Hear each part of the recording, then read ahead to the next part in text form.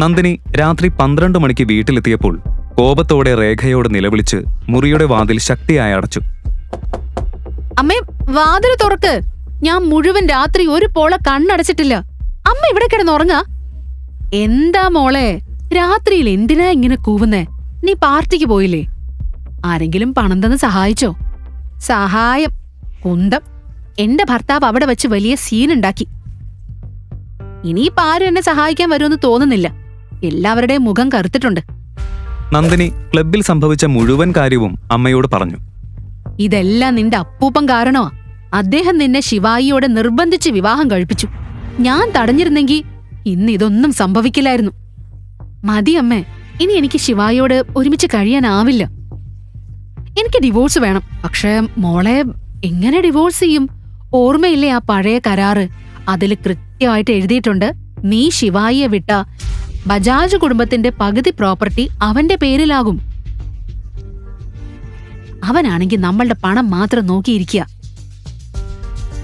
അല്ലമ്മേ, ഇപ്പോഴാണ് ശരിയായ സമയം. എന്താ ഇനി ചെയ്യേണ്ടതെന്ന് എനിക്കറിയാം. അമ്മ എന്നെ വിശ്വസിക്ക്. ഇതും പറഞ്ഞ് നന്ദിനിയുടെ മുഖത്ത് ഗൂഢമായ ചിരി തെളിഞ്ഞു. അവൾ കോപത്തിൽ പുളഞ്ഞു.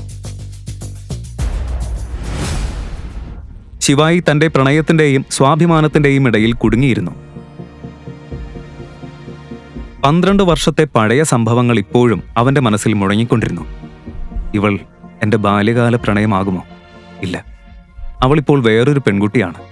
ഇന്നലെ രാത്രി കൊടുത്ത വാക്ക് അവൾ എങ്ങനെ മറന്നു? അതെല്ലാം ഓർത്തപ്പോൾ ബാല്യത്തിലെ ആ നിഷ്കളങ്കമായ മുഖവും ആഴമുള്ള കണ്ണുകളും മധുരമായ ശബ്ദവും അവന്റെ മുന്നിൽ തെളിഞ്ഞു.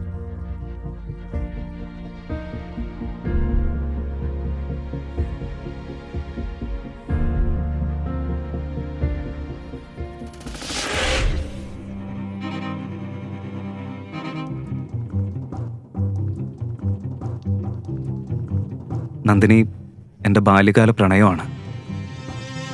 അവളെ എങ്ങനെ എനിക്ക് വിട്ടുകൊടുക്കാൻ പറ്റും? ജീവൻ ശ്വാസം മുട്ടിക്കഴിഞ്ഞാലും അവളില്ലാതെ എനിക്ക് കഴിയില്ല.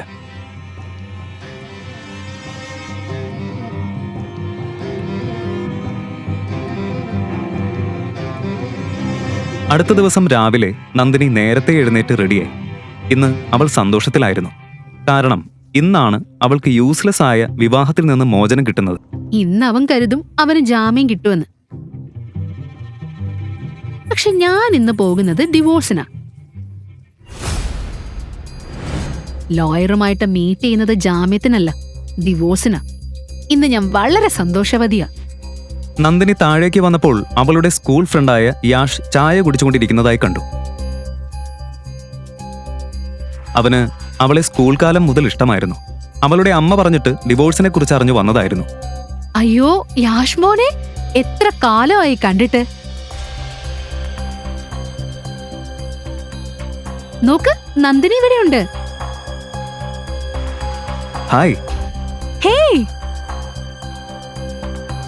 ഇപ്പൊ എന്താ ചെയ്യുന്നേ? ഇത്ര വലിയ കാറൊക്കെ വാങ്ങിയല്ലോ. അതെ ആന്റി, എനിക്കിപ്പോ പ്രൊമോഷൻ കിട്ടി. എന്റെ പാക്കേജ് 5 കോടി. അടിപൊളി മോനെ, നീ വളരെ ഉത്തരവാദിത്തമുള്ളവനാ. ഇതാ നമ്മുടെ ശിവായ് വീടിന് തന്നെ അപമാനമാ. സത്യം പറഞ്ഞ ഇന്ന് വരെ നന്ദിനിയും ശിവായിയും ഒരുമിച്ചൊരു കിടക്കയില് പോലും ഉറങ്ങിയിട്ടില്ല. ആണോ? നമുക്ക് പോവാം. പോവാം. അതെ, വൈകിയല്ലേ?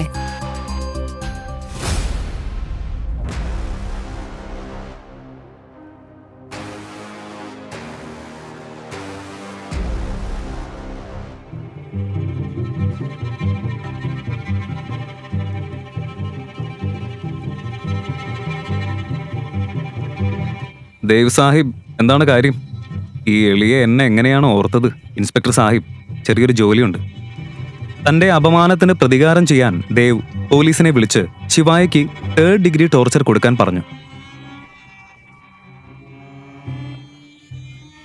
പട്ടേൽ സാർ, സെൽ നമ്പർ 3 ആ ഹീറോയെ നഗ്നനാക്കി കിട്ടിക്കോ. അവന്റെ ചൂട് ഞാനിന്ന് മാറ്റിക്കൊടുക്കാം. ദേവ് സാഹിബ്, ജോലി ഞാൻ ചെയ്യാം.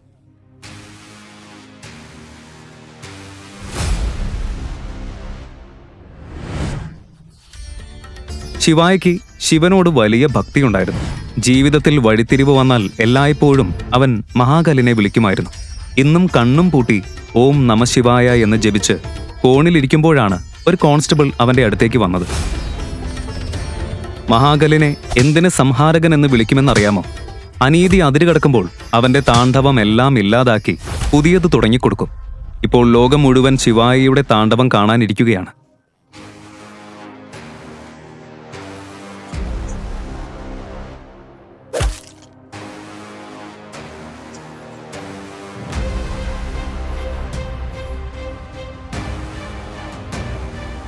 അപ്പോഴേക്കും ഇൻസ്പെക്ടറും 2 കോൺസ്റ്റബിൾസും അവനെ വടികൊണ്ടടിച്ചു തുടങ്ങി.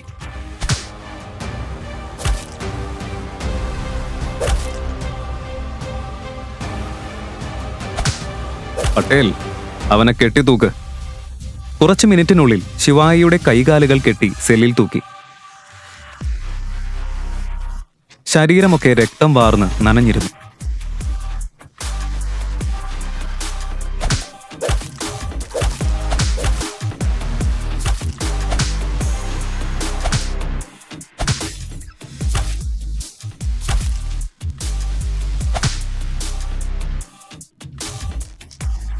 ഇൻസ്പെക്ടർ ബെൽറ്റ് എടുത്ത് അടിക്കാൻ റെഡിയായി. പക്ഷേ ശിവായി പൂർണ്ണമായും ശാന്തനായി.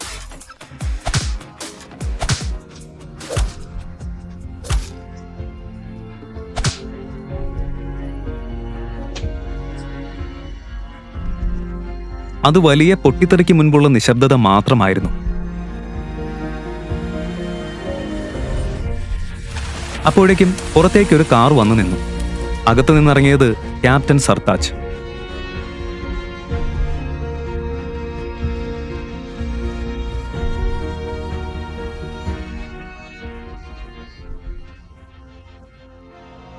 ശിവായിയെ ആ അവസ്ഥയിൽ കണ്ടപ്പോൾ അവൻ നിലവിളിച്ചു, നിങ്ങൾക്കൊന്നും ബുദ്ധിയില്ലേ? അവനെ വിട്. ഇതെന്താ നാടകം? ആദ്യം പറയേ, ആരാണ് ഇദ്ദേഹം? നിനക്കറിയോ ഇദ്ദേഹം ആരാന്ന്? 3 വർഷം മുൻപ് നഗരത്തെ രക്ഷിച്ച മനുഷ്യനാ. ഒരേ സമയം 735 ഭീകരരെ കൊന്ന മേജർ ശിവായി. ഇന്ത്യയിലെ വലിയ രഹസ്യ ഏജൻസിയുടെ ചീഫ്. ഇൻസ്പെക്ടറുടെ ഹൃദയം പിടഞ്ഞു. ഇത്ര വലിയ ഓഫീസറെ പീഡിപ്പിച്ചതിന് അവന്റെ ജോലി തന്നെ ഭീഷണിയിലായി. ഉടൻ സെൽ തുറന്ന് ശിവായിയെ ബഹുമാനത്തോടെ കസേരയിലിരുത്തി. കമാൻഡോകൾ 3 വർഷത്തിന് ശേഷം അവനെ കാണുമ്പോൾ കണ്ണു നിറഞ്ഞു.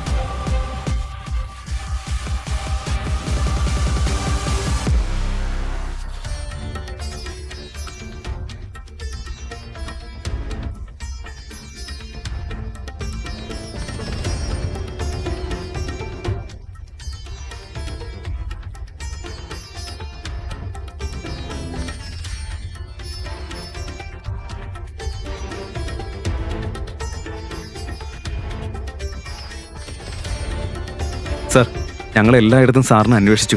ഇന്നാണ് കണ്ടെത്തിയത്. മാപ്പ് സർ, ഞാൻ താമസിച്ചു. ഇല്ല ക്യാപ്റ്റൻ, നിങ്ങൾ ശരിയായ സമയത്താണ് വന്നത്.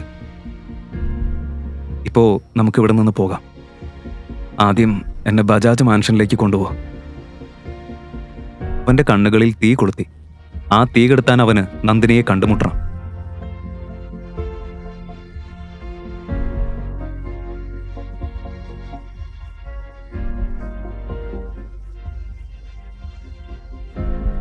Platoon fall back. Yes, sir.